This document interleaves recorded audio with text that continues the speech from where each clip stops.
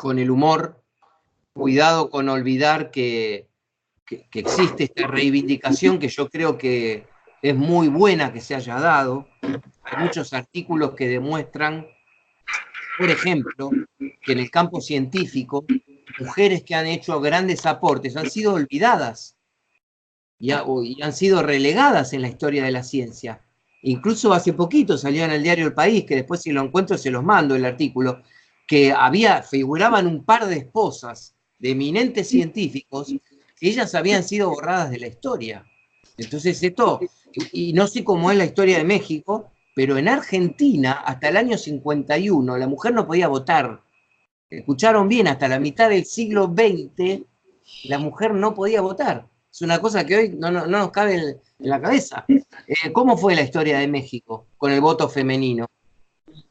Casi la misma fecha. Sí, por ahí debe andar. Por ahí debe andar, ¿no? O sea, es extraño, ¿no? Que en la mitad del siglo XX todavía estaba ese dilema. ¿Las mujeres pueden votar? Y la respuesta era no, hasta el año 50, increíble. Bueno, y esto nos conecta con otra cosa, de paso, y ya vamos entrando cada vez más en tema. Yo tengo un par de cositas anotadas que ahora les quiero comentar. Nos pone nos vamos entrando en tema con una cuestión inquietante, ya que somos todos varones, tengámoslo en cuenta.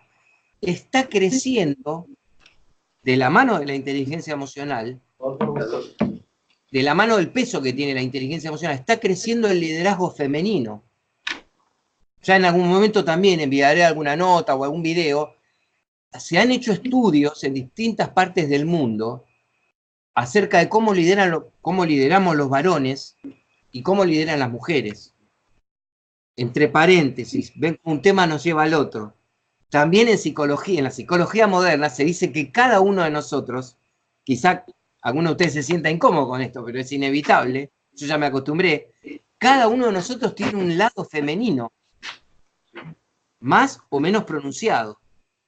Está ahí presente, tenemos los dos sexos, y las mujeres tienen un lado varonil, incorporado en sus... Estamos hablando del psiquismo, no específicamente de la sexualidad o de la homosexualidad. Acá no importa si alguien es sexual u homosexual. Estamos hablando de que los varones tenemos un lado femenino y las mujeres tienen un lado masculino. Las mujeres suelen liderar, en algunas mediciones que se han hecho, por supuesto, no como competencias o no con grado científico de matemático, pero se ha observado que las mujeres suelen liderar mejor que los varones. Esto aquí no está justo Alan para preguntarle, en los call centers particularmente, algunos varones declaran que se han sentido más eficientemente liderados por chicas, por mujeres jóvenes, que por varones. No sé si alguno de ustedes quiere contar una experiencia sobre eso, cómo lo ven, si ya les tocó ser liderados por mujeres. A mí sí me tocó, me llevé muy bien. Les conté hace un tiempo, y de ese tema voy a volver porque cuando hagamos un ejercicio muy importante de inteligencia emocional, donde se cruzan los caminos cognitivos y emocionales, yo voy a contar una experiencia que me hizo ganar mucho dinero en ese momento en la Asociación Argentina de Dermatología. Es decir, cuando yo recién empezaba con la inteligencia emocional y todavía tenía mucho trabajo de publicista, me contrató una asociación médica para hacer el marketing de esa institución, y la líder era una doctora, con la que terminamos siendo amigos, y ella era la líder, la que organizaba toda esa institución. Y bueno, yo tuve problemas con la institución, y ya voy a contar, a propósito de una de las técnicas, ¿no? Porque lo bueno que vamos a hacer ya en el futuro inmediato, quizá hoy mismo también ya lleguemos a alguno. Hola. ¿Rodrigo? Sí. ¿Qué tal, Rodrigo? ¿Bien? Muy bien, gracias. Bueno, ya vamos a llegar a que en cada técnica yo les propongo que cada uno cuente un caso en pro o en contra de la técnica, en el sentido también de que posiblemente algo intuían de esa técnica, no tenían el nombre, no tenían la secuencia para realizar, pero la usaron, porque algunas cosas de inteligencia emocional son de sentido común. ¿En qué nos ayuda la inteligencia emocional? En fortalecer ese sentido común en los momentos de estrés. Porque todos tenemos sentido común más sentido común en vacaciones y menos cuando estamos discutiendo con un cliente, ¿no? Esto se entiende claramente que es así. Entonces, ya les voy a contar esa experiencia, pero esto devino de que si alguno de ustedes me quiere contar, ¿han experimentado ya el liderazgo femenino? ¿Cómo lo ven? Me gustaría escuchar qué dicen al respecto. Sí. Yo una vez cuando trabajaba en un laboratorio, la jefa del laboratorio era una doctora en ciencias. Siento que no fue buena. No por esa razón todos los liderazgos femeninos van a ser malos, ¿no? Pero en mi experiencia no fue buena. Un día decía sí, un día decía no, un día regañaba, un día me da un beso, entonces no se me hizo buena. ¿Te hubiera gustado puro de estos días? Y el lunes, miércoles, viernes, ¿no? Por ahí era. Sí, no fue. Bueno, quizá lo que te tocó, cada liderazgo, el masculino y el femenino, tiene sus puntos débiles. A ver quién se arriesga a intuir cuál sería el lado débil del liderazgo masculino o muy masculino y del lado muy femenino. ¿Quién? Ya tirate una pista ahí. Pero ¿qué dicen ustedes? ¿Cuál intuyen que será? Sin recurrir a los especialistas que ya lo han estudiado eso en la acción del líder. ¿Cuál imaginan? Recién se mencionó un poquito, pero búsquenle la palabra, ¿cómo lo expresarían a otra persona? ¿Qué punto débil puede tener una mujer liderando?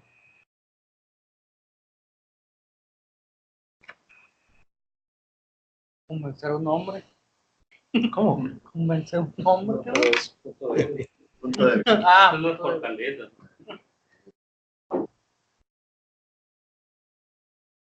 ¿Quién quiere arriesgar una palabra? Lo que escuchamos recién, ¿qué palabra usarían sobre esa líder que comentaron recién?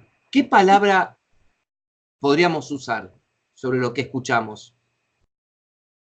¿Qué tipo de persona es esa que un día está de un humor y otro? Sí, Rodrigo. Bueno, no es ley, pero por ejemplo ahí en el laboratorio, una compañera mía pues es como mi mano derecha, me apoya en todo y ella también me apoya en la toma de decisiones con los compañeros.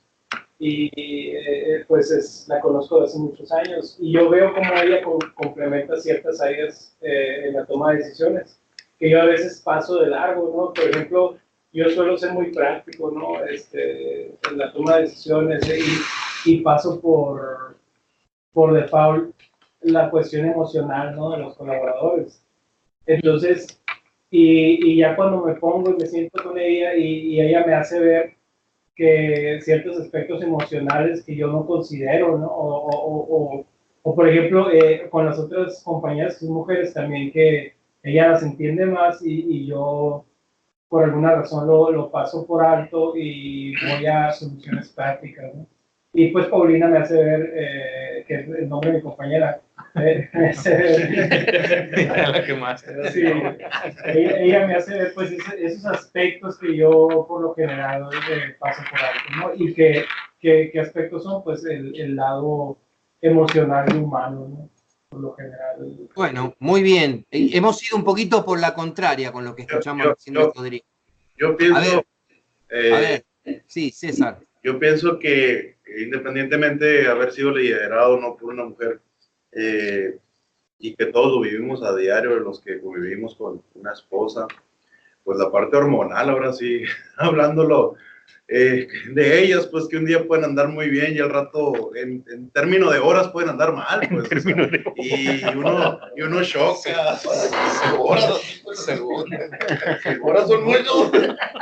Entonces, esa parte yo creo que para nosotros sí es difícil.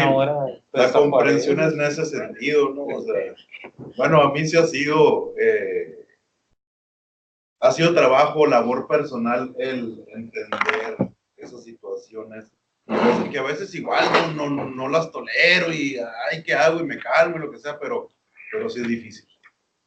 Claro. Muy bien, bueno, acaban de describir lo que han notado los especialistas que han investigado las conductas de líderes varones y líderes mujeres. El lado débil del varón, como recién lo comentó Rodrigo, es un desequilibrio hacia el lado de la falta de sentimientos humanos o de comprensión empática para entender la cuestión de la interrelación en cualquier conflicto.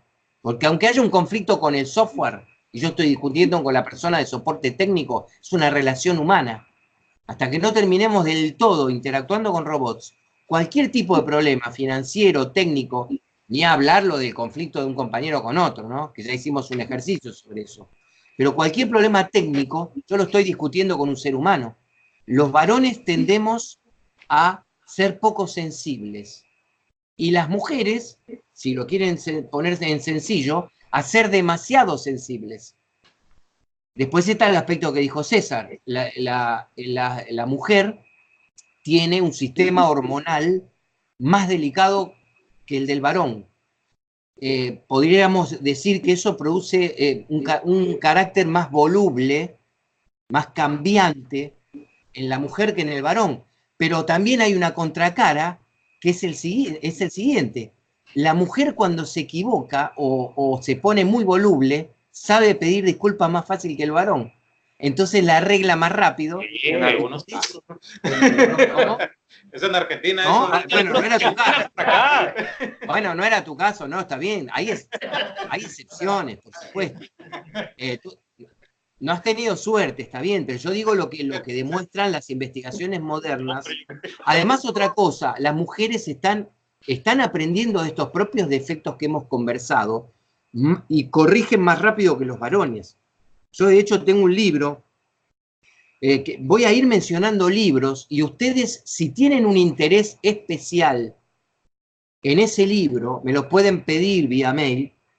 Por ahora no quiero que cada cosa que conversamos mandar un libro o mandar material porque nos vamos a confundir. Respecto a eso recibí una consulta sobre el aula.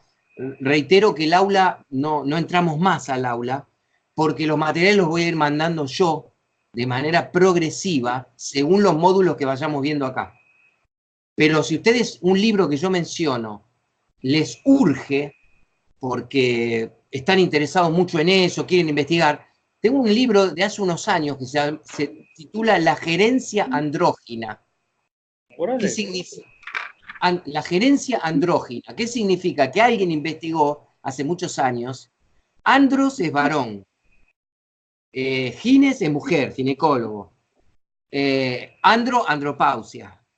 ¿No? Entonces, la gerencia andrógina alude a que un gran investigador, no me acuerdo si es varón o mujer ahora justo, investigó que el mejor liderazgo sería el que combinara el equilibrio entre los rasgos masculinos de toma de decisiones que mencionó recién Rodrigo y la sensibilidad, cierta sensibilidad femenina, ¿no? O sea, esa es la dificultad, el desafío del equilibrio, ¿no? Y con esto ya volvemos a nuestro tema de inteligencia emocional. ¿Se acuerdan que en la clase anterior, si quieres abrir el PowerPoint, habíamos llegado hasta el tema del cerebro, partido primero en dos mitades, los hemisferios, y luego habíamos llegado al cociente de éxito.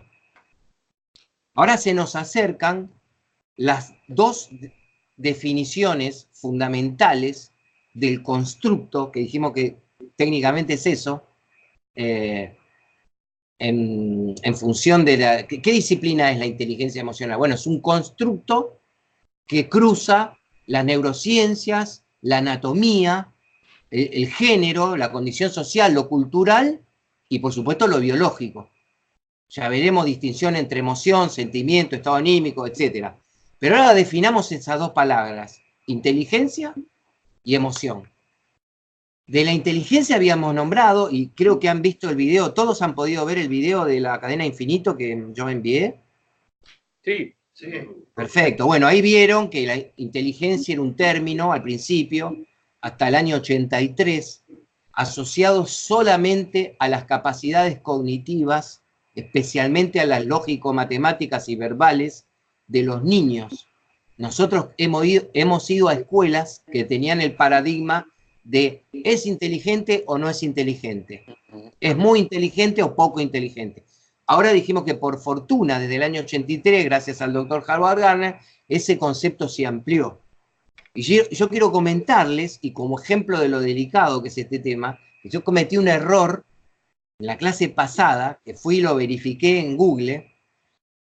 Pasó lo siguiente, tuve la fortuna de asistir en el año 2005 en un congreso en España a una teleconferencia en la que estaba Gardner, no en persona, ya existían estas teleconferencias satelitales, y uno de los participantes estábamos en España, ¿no?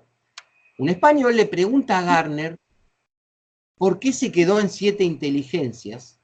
Gardner explicó que era porque había localizado en el cerebro cada una de las 7, y dijo, ¿y por qué usted no agregó la inteligencia espiritual o existencial?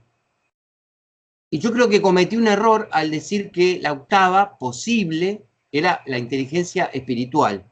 Igual, si entran en Google van a encontrar esa discrepancia. Van a encontrar artículos que mencionan al doctor Gardner asociado con la inteligencia espiritual y otros artículos que la mencionan sobre la inteligencia existencial. Y no es para profundizar demasiado esto porque se escapa nuestra esfera de facilitadores, pero tenemos que mencionar un poquito la diferencia, ¿no? La inteligencia espiritual sería algo más asociado a la religión, el misticismo, y la inteligencia existencial sería más vinculado a lo filosófico. ¿Por qué estoy vivo? ¿Por qué me voy a morir? Me pareció que, digamos, en la variedad de artículos, y como yo se lo oí en el 2005, y después me lo olvidé y lo dije distinto en la clase anterior, en realidad Gardner está explorando como octava inteligencia la existencial. Porque en realidad sería más abarcadora que la otra. Porque lo existencial, de alguna manera, puede incluir lo espiritual. Pero acá venimos con el problema de no aferrarnos a los términos. O sea, nosotros queremos ser buenos docentes, ¿no? En esto están de acuerdo, para no recaer siempre en la palabra facilitador.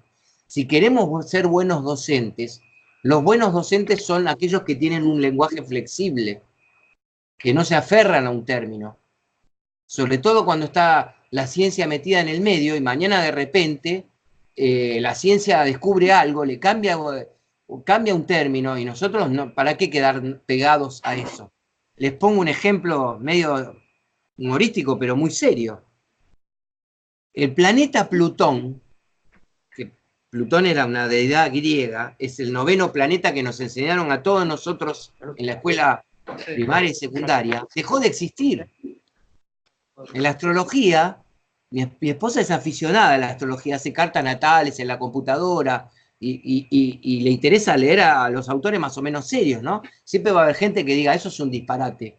Pero hay otras personas, hay autores serios que han escrito sobre eso. El propio Carl Gustav Jung, que es un gran psicólogo, se interesó por la astrología. Borges escribió sobre la posibilidad de que nuestro destino tenga alguna, no que esté configurado por los astros, porque tengan una relación con los astros.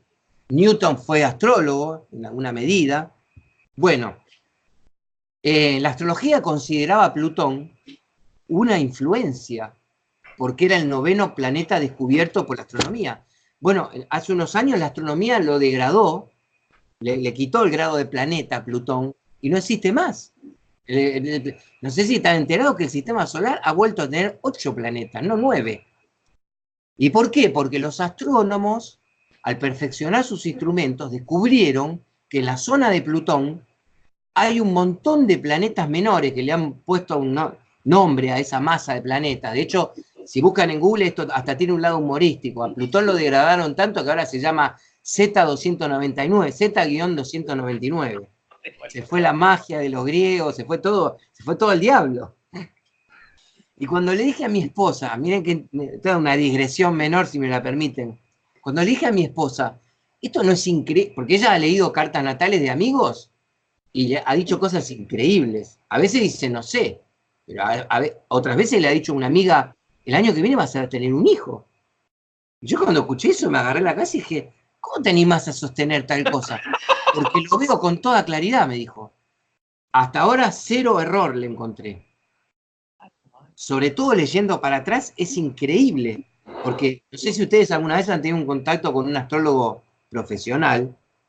Los buenos, hay una confusión con eso, todos creen que la astrología es predecir el futuro. Los buenos, si tú tienes la hora, el lugar y, perdón, así, la ciudad y la hora exacta, y el día, por supuesto, pero también la hora exacta es muy importante, lo que hacen es preguntarte qué te pasó en el año 97 y decirte, ese año te tuvo que haber pasado algo fuerte en tal esfera. Y eso es insólito, porque eso lo ha hecho mi esposa conmigo, con su vida y con la vida de algunos amigos, y funciona. Con retroactividad, ¿no? Y tú te preguntas, ¿y dónde sale eso? Entonces cuando le dije, ¿cómo se explica esto de Plutón? Ella me dice, al final, Plutón primero sigue existiendo, no como planeta, pero sigue estando ahí en el lugar. Y ahora encima, como paradoja, se habría fortalecido su efecto, porque en vez de, aunque es más pequeño de lo que se pensaba, y se lo ha de, los seres humanos no lo consideramos más un planeta, hay cientos y cientos de pequeños planetas en esa región del cielo. Por lo tanto, miren qué paradoja, miren qué confuso el tema, ¿no? Y qué ambiguo. Van a tener, si ustedes hablan de este tema con un grupo, la mitad se va a reír de la astrología, la otra mitad no, se puede ofender como en política, van a empezar a discutir que Plutón, que Neptuno. Entonces, ¿qué lección sacamos ligera y rápida de todo esto? Cuidado con ser enfáticos. Les voy a adelantar una frase que me encanta repetir de Montaigne, el gran pensador francés. Me encanta la frase porque tiene mucha inteligencia emocional y es muy sabia. Y encima tiene un poquito de humor. ¿Qué dijo Montaigne hace un par de siglos atrás o más? Lo grave no es decir estupideces. Lo grave es decirlas con énfasis. Miren qué maravilla de síntesis comunicacional. Si yo digo, creo, me parece, considero que mañana puede llover y mañana hay un sol radiante, yo salí airoso de la situación. Ahora, si yo grito y les aseguro a ustedes, mañana va a llover, estoy totalmente seguro, y mañana hay un sol radiante, he quedado pagando. ¿Se dice en México quedar pagando? ¿Se dice? ¿Cómo se dice? Quedar en offside, decimos en Argentina, términos futbolísticos. ¿No usan ustedes esa expresión? Cuando me dijo tal cosa mi amigo que no en offside, ¿no se usa esa expresión? ¿Northside? ¿No? En el fútbol, ¿no? Fuera de línea, o sea, cuando vieron que en los mundiales se anula un gol, ahora que está el VAR que mide con el video, sí. Línea, posición adelantada se dice en castellano. Posición adelantada en fútbol, se anula el gol, es una de las reglas. Esto fue para que los equipos pudieran jugar más sueltos y no jugaran los dos a la defensiva y el fútbol fuera aburrido. Entonces acá decimos coloquialmente que estar en offside es decir algo de lo que no es fácil volver, como la política que les conté en los primeros 3 minutos. Gracias a Dios se murió fulanito. Ahora esa persona para mí perdió votos. Yo no le daría mi voto a una persona que dice eso. Entonces, qué gran sabiduría la de Montaigne, ¿no? Todos vamos a decir en un momento u otro una estupidez. Repito la frase, así se la nota en el cuaderno.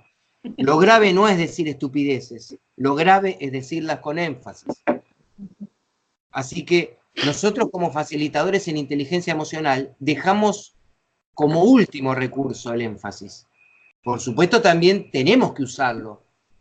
Somos personas que estamos estudiando y preparándonos y hay un momento clave de autoridad en el que yo tengo que decir lo que aprendí, de lo que sé, que me enseñan grandes científicos, por ejemplo, o ustedes como ingenieros o contadores. Hay un momento para ser una autoridad en el tema y decir, bueno, pues se va a hacer esto.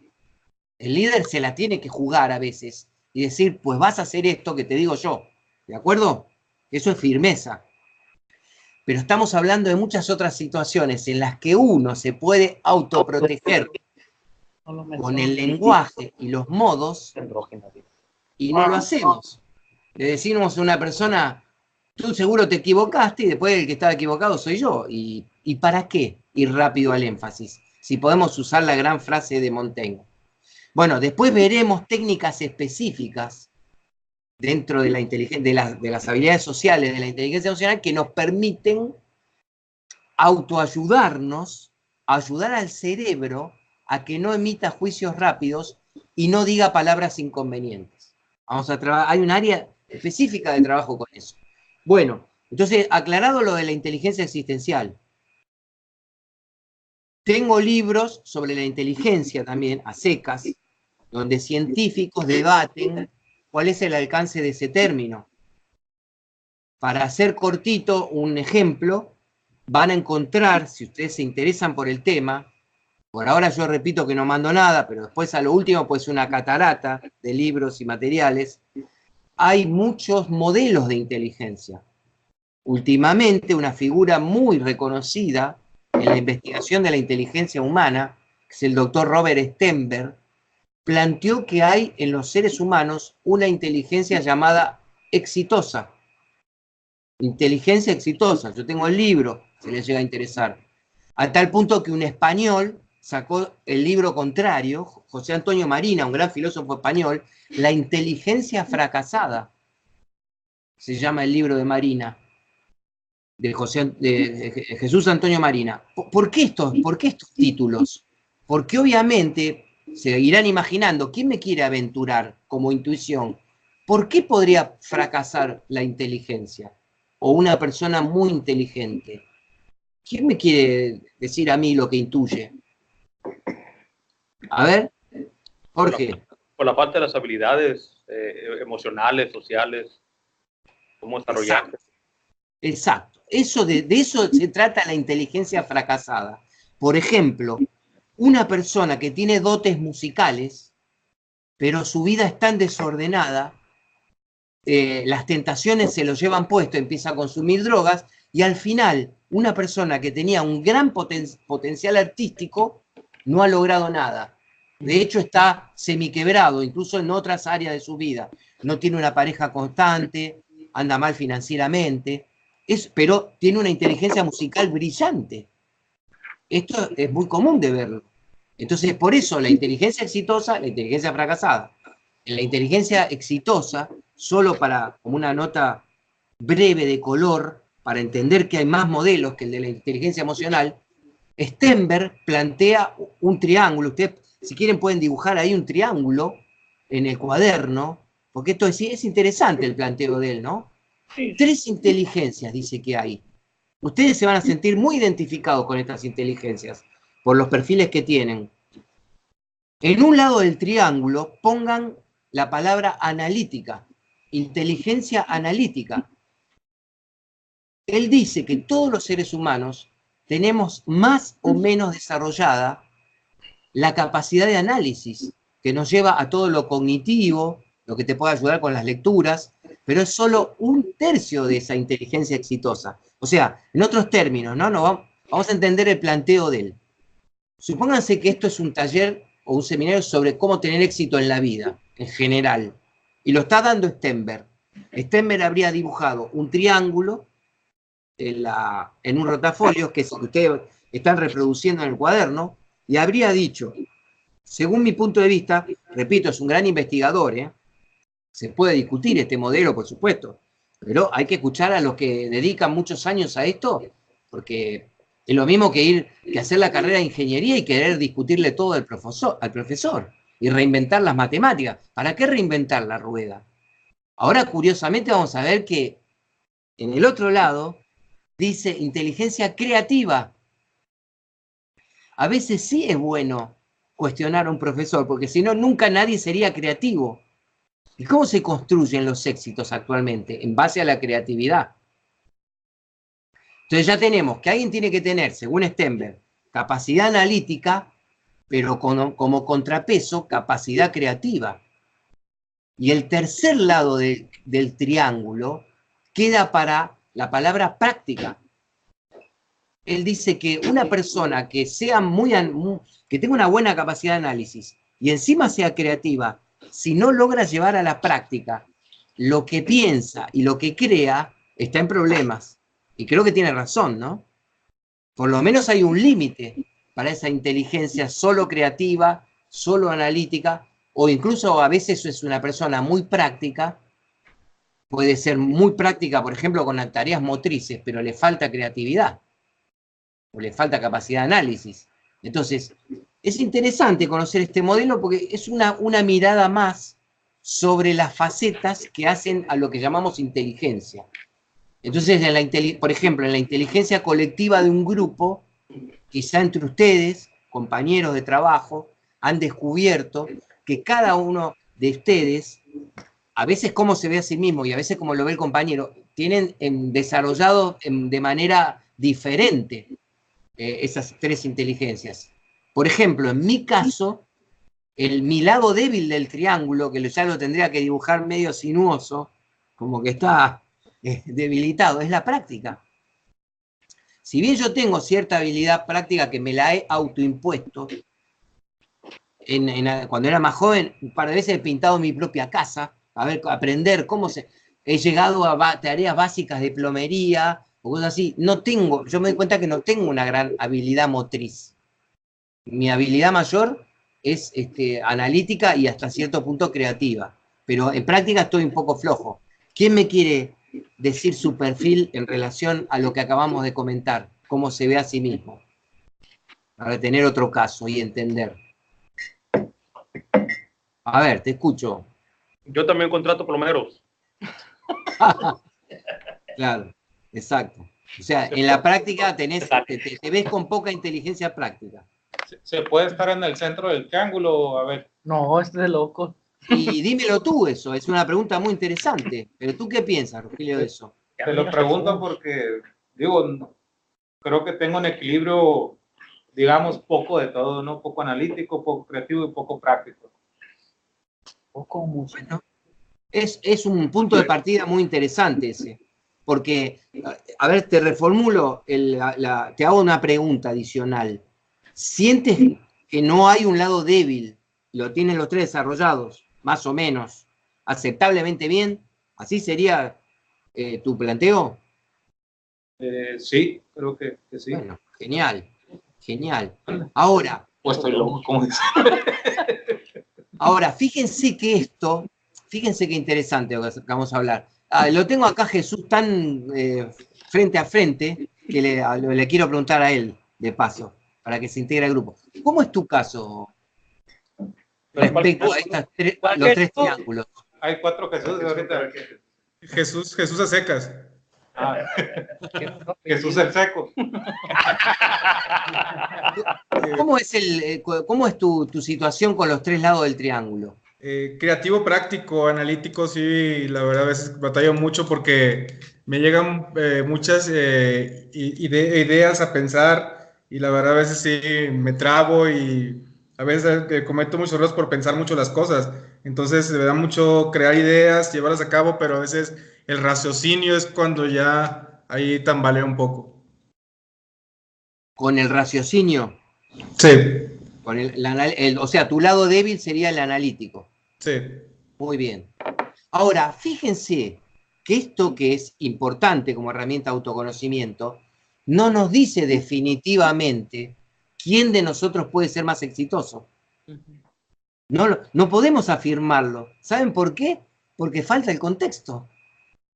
Porque le voy a poner un ejemplo. Si yo estoy en España, con la economía parada, y soy fontanero, se dice, o plomero en México, ¿qué palabra predomina?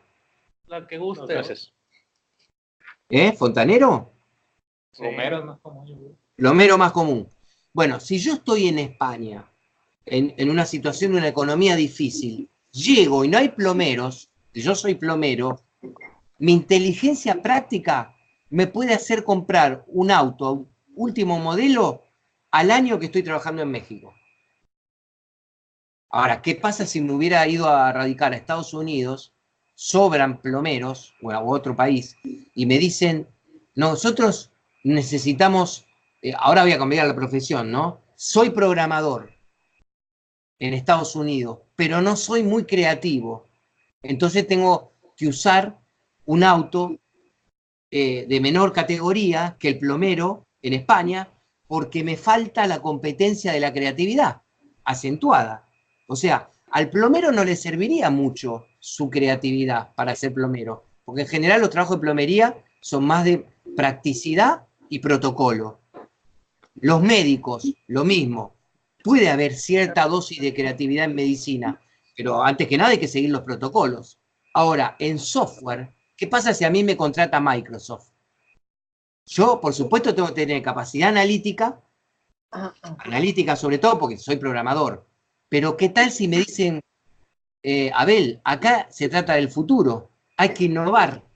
¿Qué ideas creativas tenés respecto al software del futuro? Si a mí me falta esa creatividad, por más que yo sea una persona concretadora, con mucha inteligencia práctica, para concretar software que me ordenen otras personas, yo voy a estar en problemas, más que el plomero, porque a mí me falta la dosis de creatividad.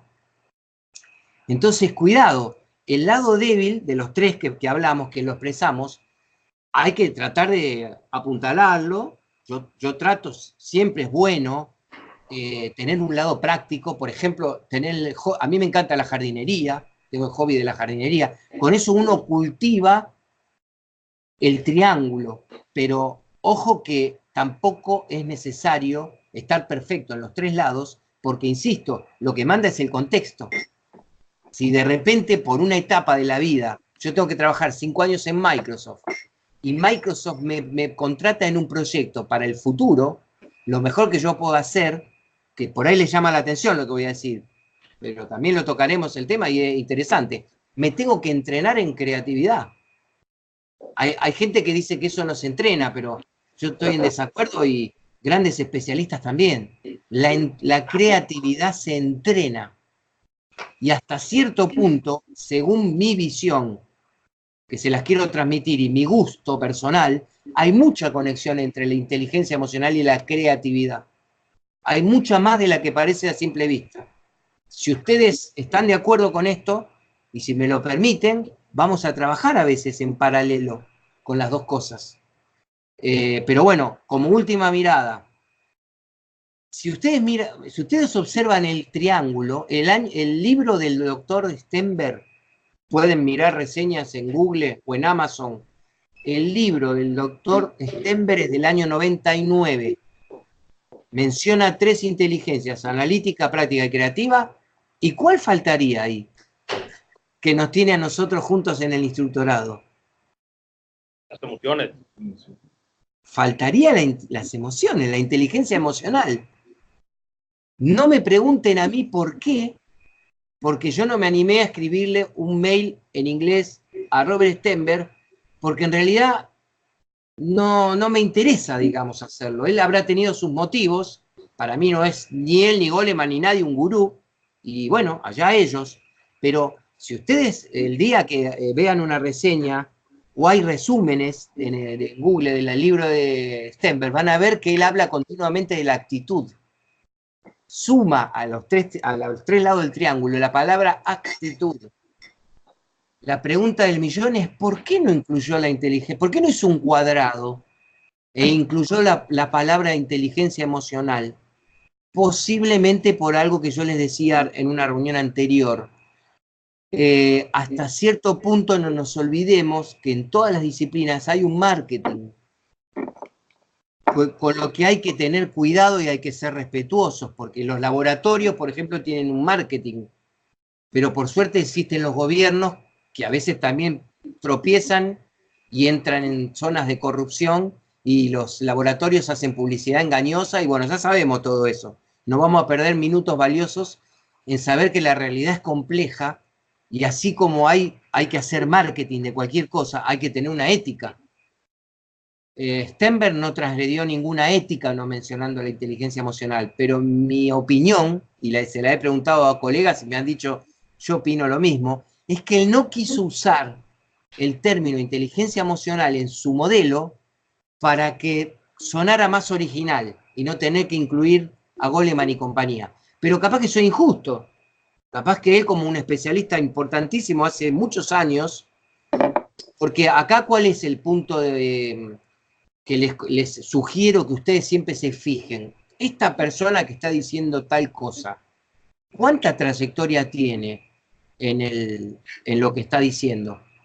Vieron que la palabra trayectoria es importante, sin desmerecer a una persona creativa nueva en un campo, que hay que también escucharla con mucho respeto, y capaz que es el nuevo Zuckerberg o el nuevo Bill Gates o lo que sea. También hay que respetar, sobre todo en las disciplinas científicas, la trayectoria de un individuo. Si ese individuo no empezó hace 2 o 3 años y no inventó un modelo y escribió un libro para ganar muchos dólares, hay que escuchar a esa persona. Y es el caso del doctor Stenberg. Si ustedes buscan la bibliografía van a ver que está considerado académicamente uno de los grandes investigadores de la inteligencia humana. Pero en su libro de divulgación van a encontrar el triángulo que yo les nombré. Él prefirió ir por otro camino y resolvió lo que observó Rodrigo, acá faltan las emociones, lo resolvió con la palabra actitud. Son puntos de vista, son modelos alternativos, nosotros tenemos que elegir uno, dijimos que elegimos el de Goleman, a medida que avancemos iremos viendo a cada sesión más, iremos viendo por qué. Ustedes pueden discutírmelo, pueden terminar adoptando, va a haber variantes, pueden terminar adoptando esa variante que les voy a comentar, o pueden cambiar de modelo. ¿Por qué no? Lo único que no podemos hacer es salirnos de lo científico y de la casuística que ya está acumulada y de las palabras que son de común acuerdo. Por ejemplo, ¿para qué yo voy a usar una palabra que reemplace la palabra inteligencia y confundir más a la gente? ¿Para qué voy a usar perspicacia? Si ustedes ponen inteligencia en Google van a aparecer millones de páginas sobre la palabra inteligencia y muchas menos en perspicacia. Entonces, ¿para qué yo voy a reinventar la rueda? Utilizo con mucha flexibilidad y sin énfasis, como me enseñó Montaigne, que hay muchos modelos de inteligencia. Bueno, dicho esto, paso a comentar un último tema que recibí un par de preguntas por mail y vamos a avanzar con el PowerPoint. Aquí creo que me escribe, si no me equivoco, Jorge. Jorge Jiménez, ¿puede ser? Sí, sí. Correcto, me pone, interesantes las preguntas, me pone, ¿cómo puedo reconocer y ponerle nombre a la emoción, sentimiento que tengo para poder detenerme y analizarlo, evitando que me afecten? Incluso menciona el minuto 25, 32 segundos, que alguien habla de eso en el video, y cómo lo puedo practicar. Bueno, esta pregunta de Jorge está relacionada con la primera de las 5 habilidades prácticas, la autoconciencia. Ahí veremos que ponerle la etiqueta más precisa posible a una emoción es parte de la educación emocional. Una parte importante, como los palotes, digamos. ¿Vieron cuando fuimos a la primaria y aprendimos caligrafía? Los palotes que nos enseñaron al principio para tener firmeza con la lapicera y poder empezar a armar la A, E, I, O, U. Los palotes de la inteligencia emocional están en manejar un lenguaje un poquito más sofisticado que antes de hoy para podernos expresar con más eficacia. Porque esa es como si un médico te dice con mayor precisión que otro cuál es tu problema.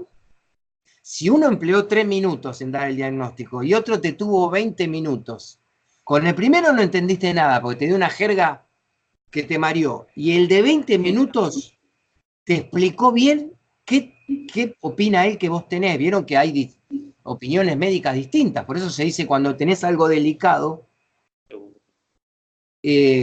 segunda y terceras opiniones. Si me permiten una leve digresión, el jueves pasado, el viernes santo, fui a cuidar a un amigo de 60 años, íntimo, un amigo íntimo de la secundaria, porque desgraciadamente tuvo un cáncer de garganta. Y fui la última persona que estuvo con él una noche entera, porque al otro día imprevistamente falleció. con el caso de él nos conmocionó, además de la muerte repentina, aunque sabíamos que le esperaban cosas muy feas si seguía durando, pobre, nos sorprendió, de todas maneras nos sorprendió su muerte, pero antes de que pasara eso, quedamos estupefactos porque fue a ver un cirujano que le dijo bastante a quemarropa. Ya lo habían operado a él y le habían hecho rayos, pero el cirujano que lo operó, con la nueva molestia y el nuevo sangrado, le dijo a quemarropa: tu cáncer volvió muy agresivamente. Lo único que yo te puedo ofrecer es una operación por la cual te extirpo la lengua, así como lo están escuchando, te extirpo la lengua y parte de la laringe y la faringe y podés sobrevivir. Así como lo escucharon, se lo dijo el hombre sin prepararlo casi. Un segundo médico dijo que eso era una barbaridad, la operación.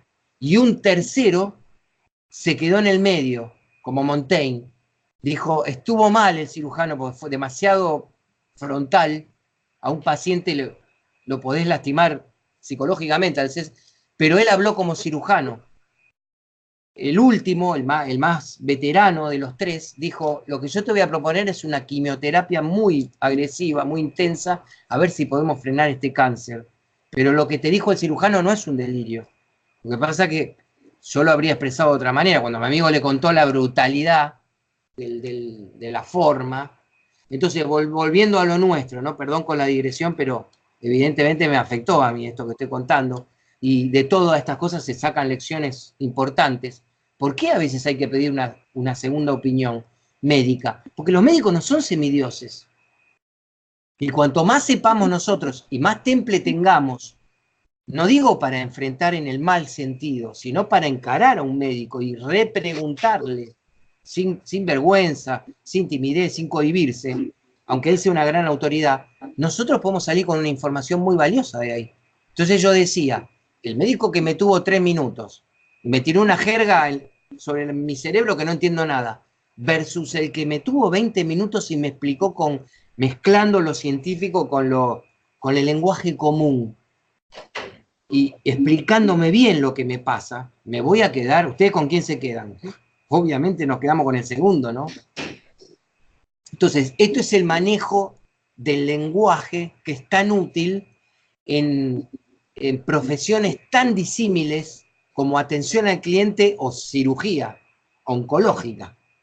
En ambos casos estamos frente a un ser humano, un cliente enojado o un cliente al que tengo que persuadir, o un paciente que está muy asustado. Y yo le tengo que dar una noticia tremenda, que es que la única opción que yo tengo como para que la medicina moderna lo ayude es dejarlo sin lengua. Es una atrocidad. Mi amigo, además, antes de morir, había sido claro: yo no me voy a operar. Prefiero morirme con el cáncer, pero no voy a tener una sobrevida prácticamente sin... Porque eso no sé, ¿viste? No sé cómo lo experimentan ustedes, pero yo no puedo ni hablarlo de eso. Pero no sé si habían conocido... Yo tengo cierta edad y leo mucho y ya tengo amigos y familiares fallecidos, pero jamás había escuchado el planteo de que se podía extirpar la lengua y parte de la garganta y seguir vivo. No sé si ustedes ya lo habían escuchado, pero es tremendo. Bueno, entonces, volviendo al punto nuestro, la consulta de Jorge. El primer paso para el manejo de la... ¿Tienen el PowerPoint ahí a mano entonces? Sí. Fíjense, retrocedamos un segundo, sí, y volvamos a la pantalla número 3. No, perdón, la 2. La 2. Retrocedemos hasta la 2. Dice Bertrand Russell, el primer paso en el manejo de algo estriba en la capacidad de abordarlo. Ya que surgió la pregunta, miren qué valiosas que son las preguntas que ustedes hacen, porque hacen vivo a esta actividad. Así que agradecidísimo por las preguntas, porque si no, esto es una... Yo les dije, no quiero evitar por todos los caminos posibles el monólogo y la cosa secuencial. Y ustedes también se tienen que entrenar para eso. Claro, es más fácil seguir un PowerPoint y hablar rápido y y mostrar lo que uno sabe y demás. Pero la riqueza está en el diálogo. Entonces, gracias por la pregunta por mail, gracias si me interrumpen, gracias si nos vamos del tema, porque tiene que estar vivo esto, y lo vivo no es totalmente predecible. Si algo es totalmente predecible, pongan por cierto que no está vivo. En matemáticas sí podemos ser totalmente predecibles, o buscar la predecibilidad total, pero en el mundo humano no. Entonces, parte de la capacidad de abordar bien una emoción es etiquetarla correctamente. Nos estamos anticipando un poco, pero como vino la pregunta, le damos respuesta. Es lo mismo que si en medicina yo doy un diagnóstico preciso. O un mecánico, te llevo el auto y me dice, acá tenés una falla de la transmisión del volante a tal X cosa. O el tanque de combustible. Un mecánico me dice una cosa, otro me dice otra. Cuanto más precisión hay en las palabras con las que se construye un diagnóstico, más posibilidades hay de solucionar el problema. Los ingenieros lo saben además mejor que nadie, así que ahí ya está todo sintetizado, ya entendieron el punto.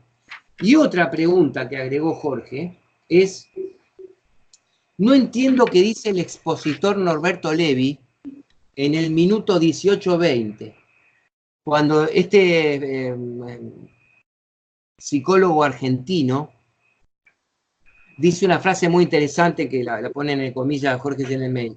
Queremos producir más bienestar, pero es como regar una planta con alcohol. Repito, queremos producir más bienestar, pero es como regar una planta con alcohol. Muy buena, te felicito a Jorge. Lo felicito a Jorge por haber observado algo tan sutil que parece una metáfora más, pero tiene una gran profundidad. Porque Jorge está haciendo la pregunta del millón, escuchando a ese psicólogo. ¿Por qué, si todos buscamos el placer y el bienestar, por qué a veces nos va tan mal? ¿Por qué sufrimos tanto? ¿Por qué hay 50% de divorcio en las familias? ¿Por qué hay corrupción en la política y violencia? ¿Por qué hay narcotráfico y droga y adicciones? Y así sucesivamente. Entonces, vivir parece que tendría que ser sencillo porque ¿quién no va a buscar su propio bien? ¿Quién no va a buscar su propio interés? Pero resulta que las cosas se complican. Tuvieron que aparecer figuras religiosas, Jesús, Buda, Mahoma, legislar, tuvieron que aparecer filósofos que nos enseñan a vivir, ahora tenemos autores de autoayuda, psicólogos, psiquiatras, toda una historia increíble para convencer a la mente humana de que se puede vivir mejor. Esto, entonces, Jorge observa que no es tan fácil lograr el bienestar psicológico y por ende físico en la vida. Resulta que, como dice el psicólogo argentino, a veces regamos una planta con alcohol. Cuando vos regás una planta con alcohol, la planta en vez de florecer, se muere. Porque al recibir tanto alcohol... Ahora, para seguir con esa metáfora, evidentemente hay dos posibilidades. O no sabíamos y confundimos el alcohol con el agua, o hay algo que hay un elemento. Lamento dar una mala noticia, ¿no? Pero cada vez que lo digo es así, y en mi vida también, y lo van a observar. Lamento avisar, Freud, maestro de eso, que hay un elemento autodestructivo en nuestras vidas.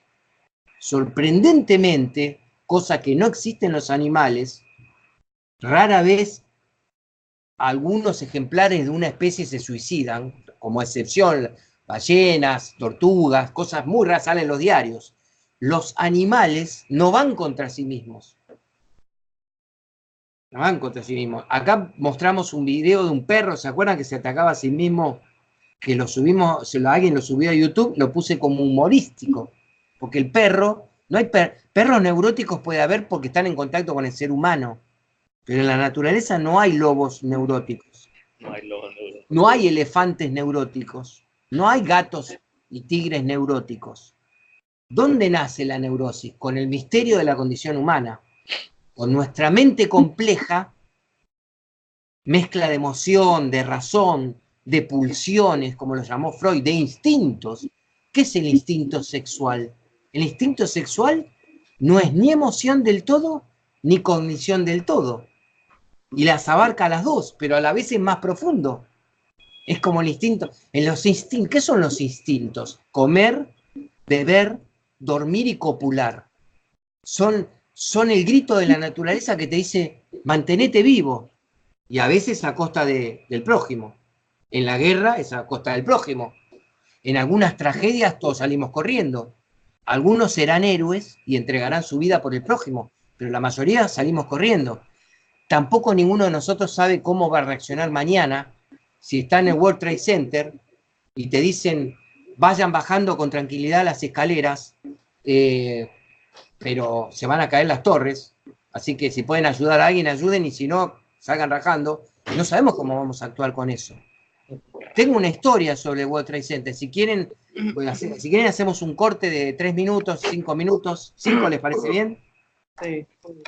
Ya que salió el tema de las torres, les voy a contar algo muy curioso que tal vez no sepan, que es una paradoja que se produjo con esa tragedia y donde están muy involucradas las emociones, y nos va a dejar una lección muy interesante esto que les voy a contar. Bueno, ¿nos vemos en 5?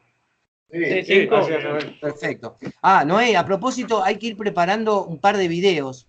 Jesús, tú los tenías, los videos que habían sido mandados por WeTransfer, ¿no? Sí, ya se los pasé a Jesús también. Sí, Perfecto. Bueno, en un rato vamos a ver cuáles vamos a llegar a ver. Bueno, nos vemos en 5. Dale. Gracias, Noel.